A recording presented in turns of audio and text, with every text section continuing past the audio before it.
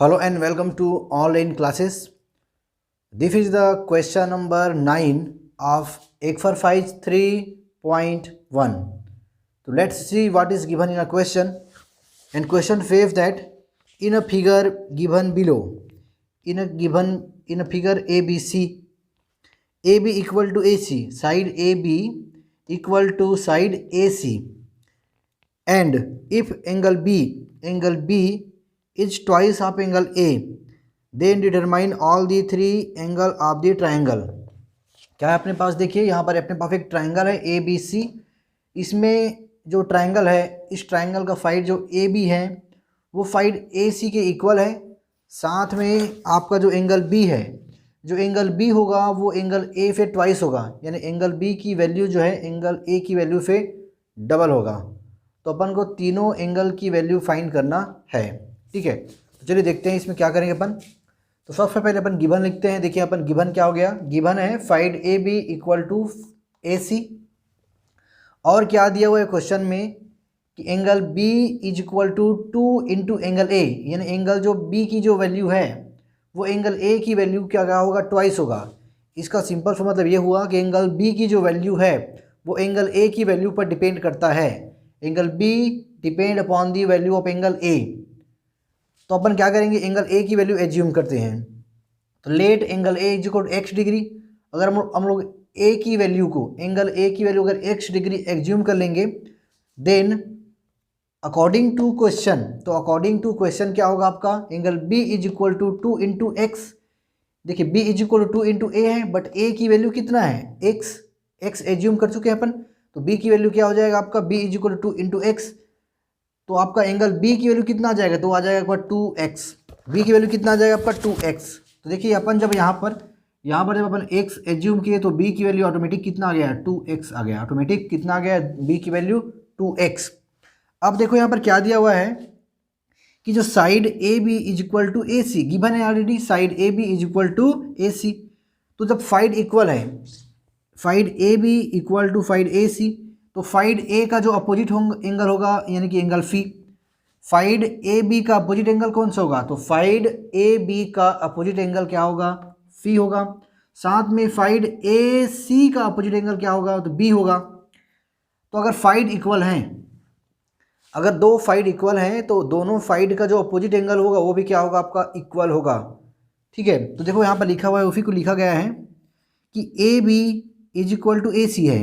A B, side A B equal to A C, तो A B का opposite angle क्या होगा, तो एंगल सी। ए बी का एंगल सी, और ए सी का अपोजिट एंगल क्या होगा, तो एंगल बी। और ये दोनों क्या होंगे आपका, इक्वल होंगे। क्यों, because of equal side have equal opposite angle. अगर साइड अगर इक्वल है तो उसका अपोजिट एंगल भी क्या होंगे, इक्वल होंगे। तो angle C is equal to angle B हो गया, but angle C is equal क्या हो जाएगा, 2x डिग्री, क्योंकि एंगल बी की वैल्यू ऑलरेडी फाइंड कर चुके हैं, वो है आपका 2x। तो angle phi is equal to क्या हो गया, 2x। तो अब अपन को मिल चुका है x की वैल्यू, एंगल ए की value x degree, angle B की वैल्यू 2x डिग्री, और एंगल सी की वैल्यू भी कितना मिल चुका है, तो वो भी मिल चुका है आपका 2x डिग्री। अब अपन चलेंगे इन a triangle A B C. तो sum of three angle of triangle कितना होता है, तो वो होता है आपका 180 डिग्री। तो angle A plus angle B plus angle C is equal 180 degree. A की वैल्यू x, बी की वैल्यू 2x डिग्री, सी की value 2x degree is equal to 180 degree, ठीक है। इसके बाद इसको सॉल्व करना है आपको। तो 1 + 2 + 2 is equal to 5x degree. यहाँ पर कितना आ गया, 5x degree is equal to 180 degree. So x is equal to 180 divide by 5 is equal to 36 degree. x की वैल्यू अपन को फाइंड हो चुका है 36 डिग्री। अपन को अब थ्री एंगल फाइंड करना है। तो angle A is equal to क्या होता है, तो angle A is equal to x होता है। तो x की वैल्यू कितना आ चुका है, तो 36। तो डायरेक्टली x की वैल्यू यानी कि एंगल ए की वैल्यू कितना हो गया आपका 36। Angle B is equal to क्या होता है, तो angle B is equal to होता है 2 इंटू एक्स। तो 2 इंटू 36, क्योंकि x की वैल्यू कितना है 36, तो 72। एंगल सी की वैल्यू भी क्या होगा, 2 इंटू 36 इज इक्वल टू 72। सी की वैल्यू भी 2x है। तो इस प्रकार से आपका जो आंसर नंबर 1 है, सॉरी आंसर नंबर जो 9 है, उसमें आपका जो आंसर आएगा वो angle A is equal to 36, angle B is equal to 72 और angle C is equal to 72 होगा। तो इस तरह से आपको ये क्वेश्चन को सॉल्व करना है। अब चलिए देखते हैं क्वेश्चन नंबर 10।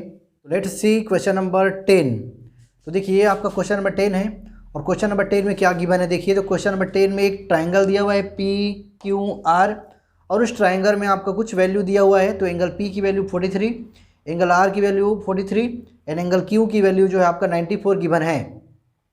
फिर इसमें दो क्वेश्चन है आपका। फर्स्ट क्वेश्चन है इसमें देखो क्या दिया हुआ है, which are two equal side. इसमें आपको बताना है कि इस ट्राइंगल का कौन सा दो साइड इक्वल होगा। In name the largest side, और आपको बताना है कि कौन सा लार्जेस्ट साइड होगा। तो चलिए बनाते हैं। देखिए इसमें क्या क्या गिवन है। तो ट्राइंगल आपके पास पी क्यू आर गिवन है, उसमें angle P is equal to angle R is equal to 43 degree.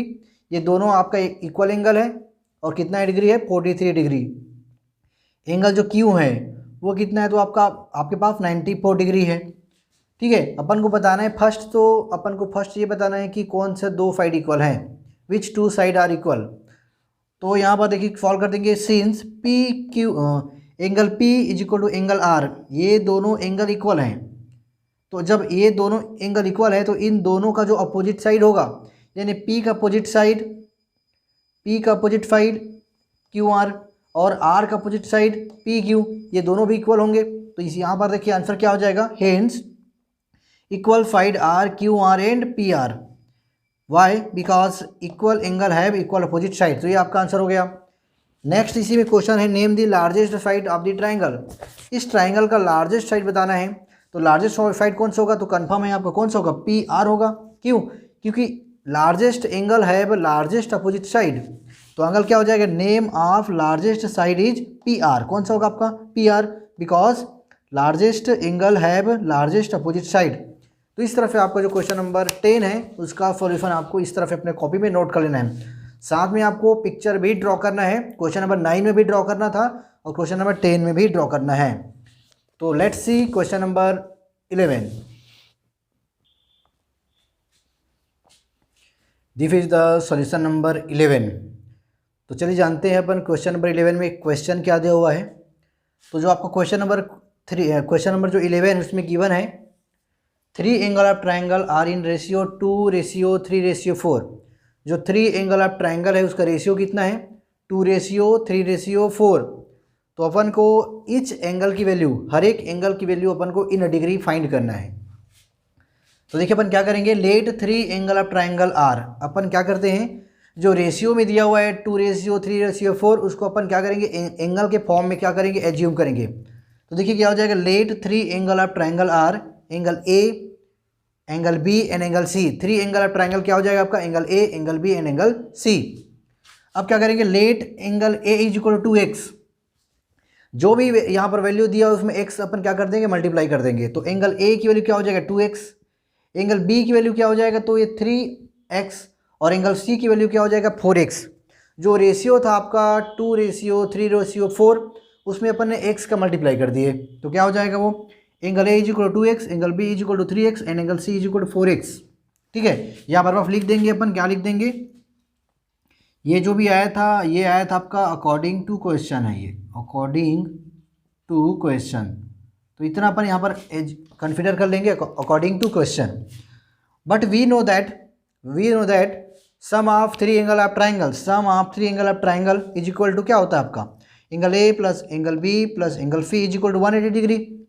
तो एंगल ए की वैल्यू कितना है 2x, angle A is equal to 2x, angle B की वैल्यू 3x, एंगल सी की value कितना है तो 4x। इनको ऐड करेंगे तो मिलेगा आपको 9x। 9x is equal to 180 degree. So x degree is equal to 180 degree divide by 9। So finally we get x is equal to 20 degree. तो x की वैल्यू कितना है 20 डिग्री है। अब अपन को ट्राइंगल में तीनों एंगल की वैल्यू फाइंड करना है। तो एंगल x की वैल्यू 20 मिल चुका है। तो angle a is equal to कितना होगा, angle a is equal to, a की वैल्यू कितना होता है, तो a होता है 2x। तो 2 इंटू 20, बिकॉज x की वैल्यू 20 है तो 40 degree. Angle b is equal to क्या होगा, तो angle b is equal to होता है आपका 3x। तो 3 into 20 60 degree. Angle c is equal to 4x। So 4 into 20, so finally we get 80 degree.